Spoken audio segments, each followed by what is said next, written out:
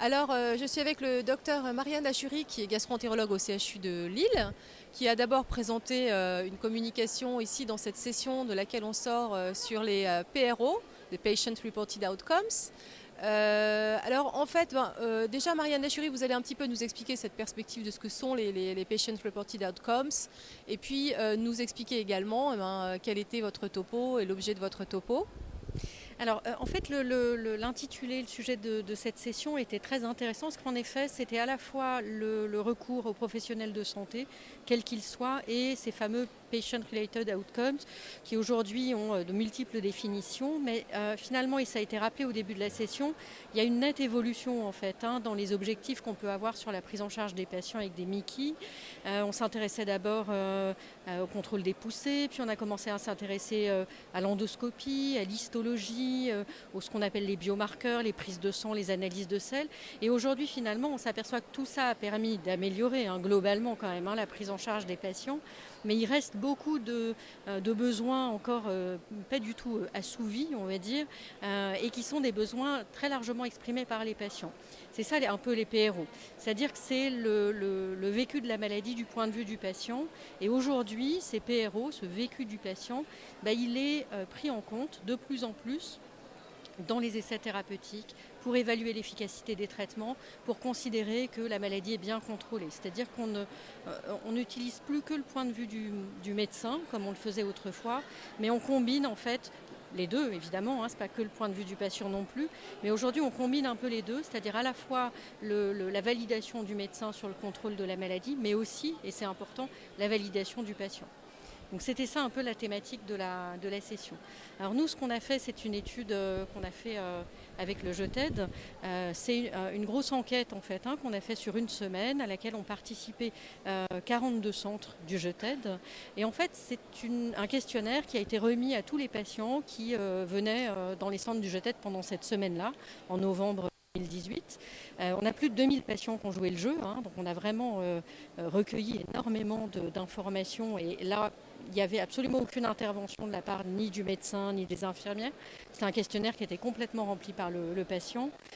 Et on a essayé de savoir un petit peu quel était finalement le vécu du patient par rapport à sa prise en charge. Que ce soit la relation qu'il peut entretenir avec son médecin, que ce soit son niveau, disons l'estimation qu'il fait de son niveau de connaissance sur la maladie, sur ses traitements, les préoccupations sur ces traitements, les sources d'information, où est-ce que les patients prennent des infos sur leur maladie. Donc on a essayé de recueillir un petit peu toutes ces infos sur donc une large cohorte de patients. Alors donc 2000 patients, c'est ça qui ont répondu. Donc les centres de JETED, ce sont les CHU qui travaillent avec le JETED, mais aussi d'autres des centres hospitaliers. Alors dites-nous un petit peu quelques résultats.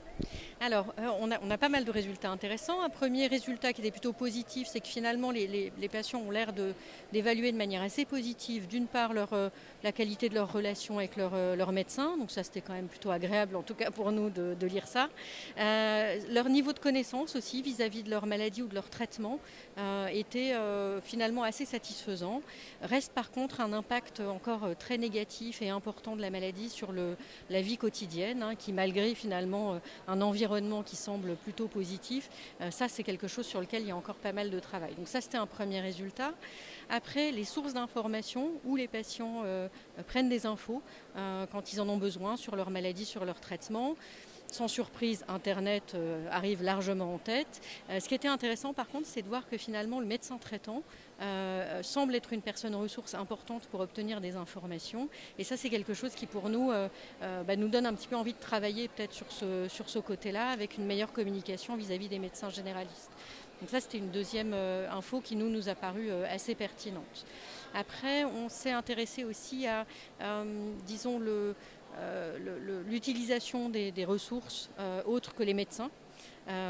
diététicienne, psychologue, sexologue, coach sportif, etc. On s'aperçoit qu'à l'exception peut-être des diététiciennes, où environ la moitié des patients ont pu rencontrer une diététicienne au moins une fois dans leur vie de malade, pour les autres domaines, il y a encore un gros besoin non assouvi. Et ça, c'est probablement quelque chose là aussi sur lequel il va falloir qu'on travaille. Et ces résultats nous donnent des armes un petit peu pour montrer qu'il y a un grand besoin de ce côté-là. Un dernier point quand même qui a été intéressant, c'est combien de patients ont entendu parler de l'éducation thérapeutique et ont eu accès à l'éducation thérapeutique. Alors là, évidemment, c'est un résultat qui était assez décevant, mais qui là aussi nous permet de réfléchir et de travailler. On n'a qu'entre 20 et 30% de patients qui ont entendu parler d'éducation thérapeutique, et on n'a que 10% de patients qui ont, de manière concrète, participé à un programme d'éducation thérapeutique, alors que, encore une fois, on est dans des centres du Je t'aide, qui sont loin d'être tous équipés en éducation thérapeutique, mais qui en théorie devraient pouvoir en faire bénéficier leurs patients. C'est d'autant plus intéressant que finalement quand on voit les besoins des patients, que ce soit de rencontrer une diététicienne, une psychologue, etc. Bref, quelqu'un qui puisse coordonner un petit peu tout cet accompagnement, y compris jusqu'au médecin généraliste, c'est complètement le rôle d'un programme d'éducation thérapeutique et d'un accompagnement en ETP. Donc je crois qu'il y a en effet un gros travail à faire là-dessus et ça permettrait probablement d'améliorer l'ensemble en fait de ces besoins exprimés par les patients. Donc il va falloir travailler sur l'accès. On va essayer d'y travailler tous ensemble. Oui, tout à fait. Je pense qu'il y a vraiment quelque chose à faire et on a besoin d'être nombreux et de différents horizons pour y arriver. Ouais. Merci beaucoup.